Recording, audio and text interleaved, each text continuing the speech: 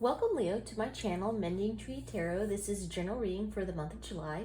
It is a general reading, so it may not resonate for everyone, so please take what resonates for you and leave the rest behind. I do take pop-outs when I do readings, and in order to have this all be a little bit more efficient, I've done that ahead of time here. As I'm laying these out, I do want to let you know, do a little PSA here. Be careful, there are scammers around, and they are targeting people who watch tarot or any kind of self-improvement and that kind of thing. So just be aware of that.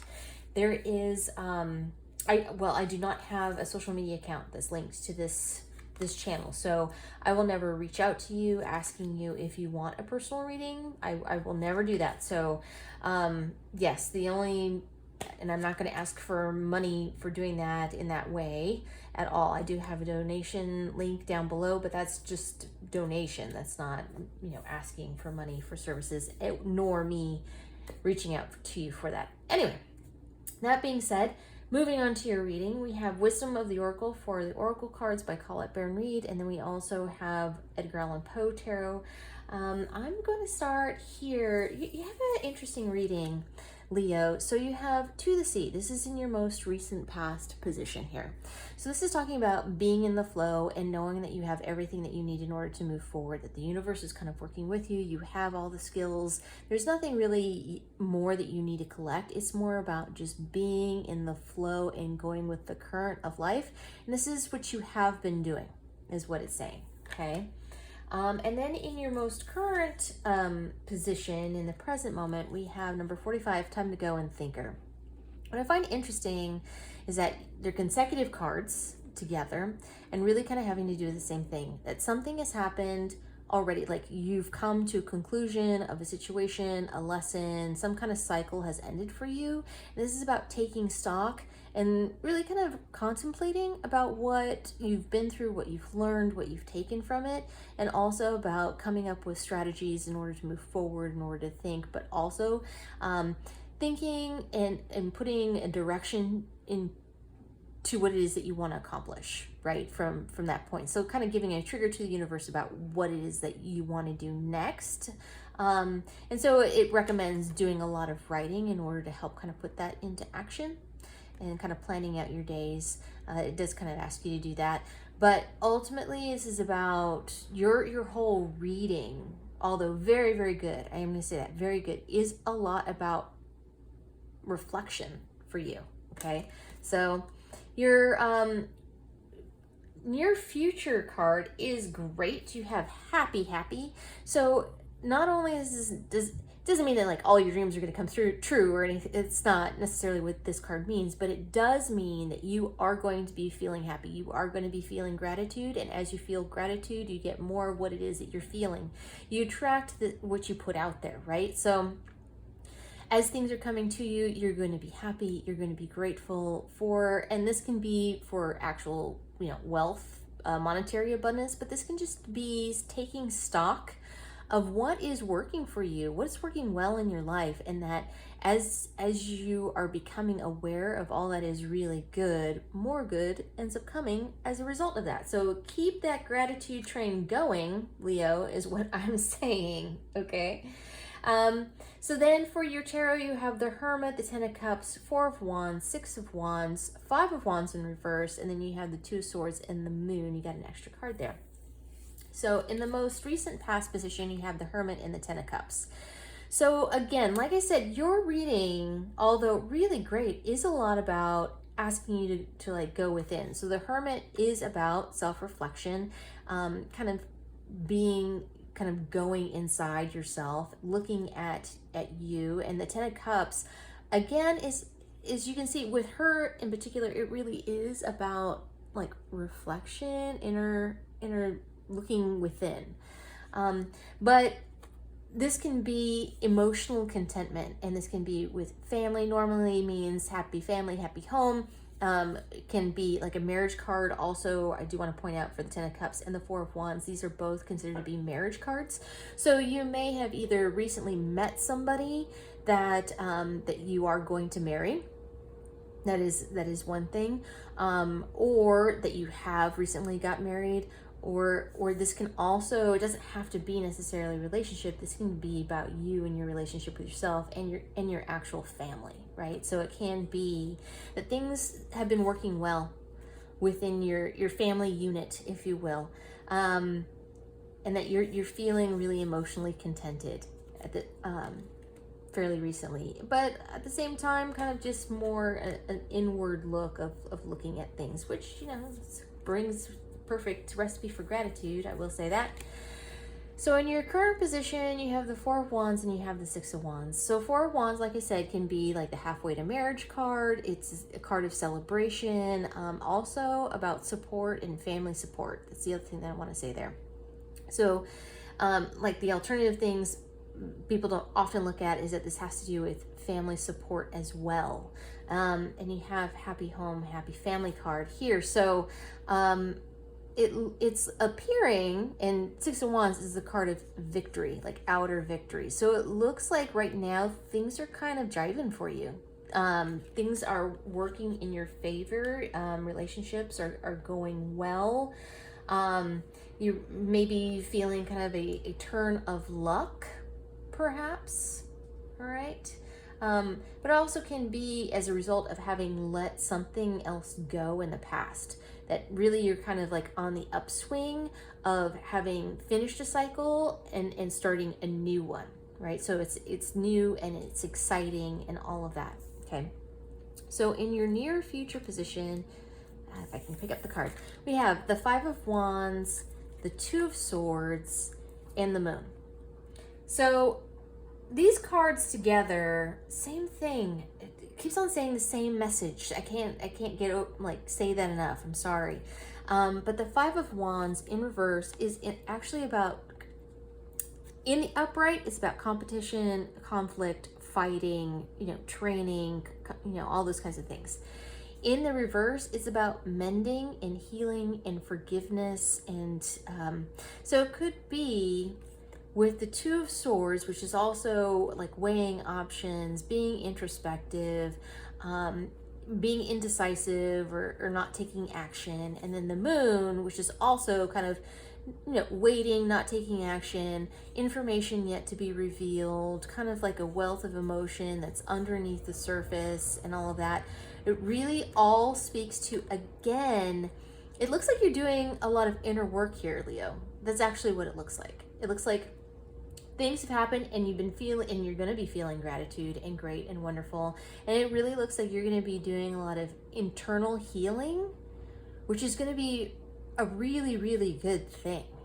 I can't actually stress enough how positive that is, because when you start doing some like reassessing, past and maybe things that you needed to forgive yourself for or look at in a different way, and how you react or to situations or have reacted in the past versus how you choose to react in the future, like all of that, it really looks like you're doing some inner work, some like deep soul searching work, which is going to have you come out on top.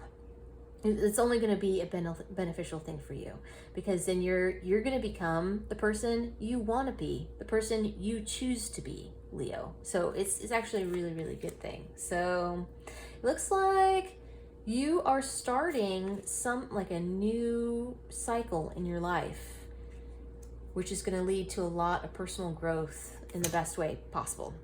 So I am going to pull an oracle card for advice here for you. I'm using the Shaman's Dream Oracle. And thank you, Spirit Guides, Guardian Angels. Looking for an advice card, please, for Leo for July. Ooh, okay, you got 3. So it looks like we're going to do a little bit here. All right, so you have Spirit of the River, Will-o'-the-Wisp, and Vanishing Mirror.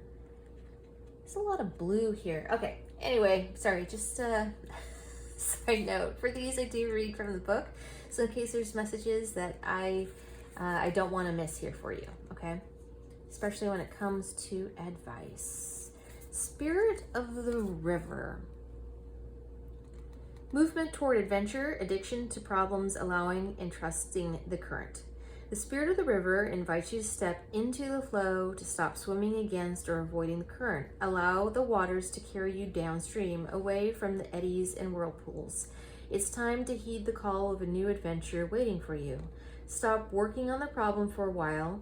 The issue is not what it seems. It is your addiction to fixing what has gone bad that is consuming so much of your time. Work to create a greater good, and the bad will resolve itself on its own. There's nothing that you can accomplish with more efforting, as the situations in your life right now are subject to forces beyond your control. Recognize this, step back, and trust the flow. There is no loss of face or lack of honor or integrity. It is simply the way things are at this moment. When this card appears, it is time to say yes to the next leg of your journey. Your life is like a river, inevitably and inexorably flowing to the sea, which is your divine destination. Be fearless and release yourself to the rushing water in the middle of the stream. Whatever it is you are holding on to, the feelings, the thoughts, the beliefs, but how things are or how they should or could be, can be fixed easily with the power of the spirit of the river. Simply let go and enjoy the thrill of the ride. All will be well. Okay. Then we're going to go to 62, Will-O-the-Wisp.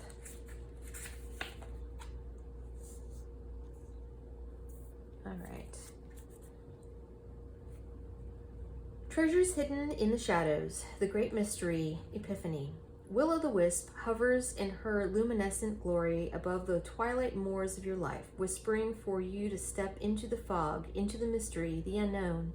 You may have been visited by her before, but though intrigued, you refused her invitation. It would be safer. You decided to remain on the journey you know. While you always have a choice as to whether to follow her or not, you never know when you might encounter her again. In this sense, turning away has its own consequences. Why is the known so appealing? As it's only when you wake up to its restrictions, its soft prison or golden cage, that you realize there must be more. Will-O-the-Wisp has come to you once again to offer you magic, but you will have to sacrifice certainty in the pursuit of adventure, your comfort zone for the dangers of discovery, your well-trodden path for the detours that may very well lead you astray, or will they? Can you accept that losing yourself will bring you closer to true self? The profound shift of an epiphany can occur when you risk the detour and enter the unknown. Now is the time to trust higher forces to lead you into this place, these worlds hidden, and the threshold between what was and what can be. Here is where you will learn about your own unmaking, to unmask yourself, love what you discover, dark or light. See it all as divine and find a quiet, thrumming power waiting for you to channel it into the world for good. A treasure you find filled with wealth of love and kindness. True prosperity is ripe to share with others. She is here for you now. Will you accept her invitation? A great bounty of goodness awaits you. And last but not least, guys, especially got 3 cards. Nobody else has gotten that many yet. Okay, very unusual. Ego sublimation, letting go of self-centeredness, becoming a vessel of possibility. Do you ever wonder if your self-definition has become too rigid, too fixed around what you've come to learn, so that you contract your life into zones of safe versus unsafe? This here is okay, but over there, well, that might be too risky. Judgment, fear, self-righteousness, and overconfidence are only some of the traits that keep you from evolving. We are all products of our conditioning, so remember that this is part of the human experience. You are not meant to remain static, seeking only what you expect, even if it appears ambitious, is still too narrow. You go nowhere when you hesitate to move out of your comfort zone. When you focus too much on yourself this way, you become a servant of the ego. It edges God out, removing the magic of possibility. Imagine looking into a mirror and seeing only what you are now. If you can let your self-definition soften, moving beyond the veil to your potential, a magical emptiness exists where all things are possible. Look again. Who could you be? What would you see reflected if you allowed yourself to be other than how you define yourself now? Nothing less is required of you now. In this moment, let go of who you think you are and allow a new you to emerge. You will recognize yourself as what you are, a partner in co-creation, in service to the divine. Doesn't it feel good?